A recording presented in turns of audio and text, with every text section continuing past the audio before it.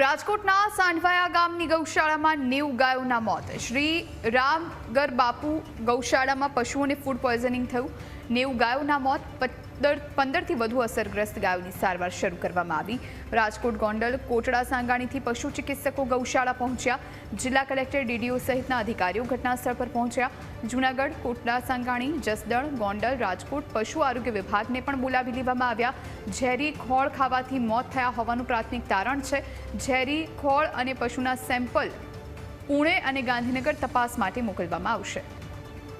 સંવાદદાતા Jignesh phone line પર જોડાયા છે। જિગ્નેશ, 90 જેટલી ગાયોના મોત થયા। અનેક એવી ગાયો છે કે જેમને પણ ફૂડ પોઈઝનિંગની અસર પહોંચી છે। અત્યારે શું સ્થિતિ છે?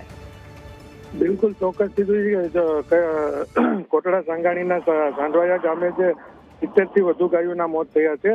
શ્રી રામગર બાપુ સેવા ટ્રસ્ટ નામની ગૌશાળા ગાયોના મોત થયા છે।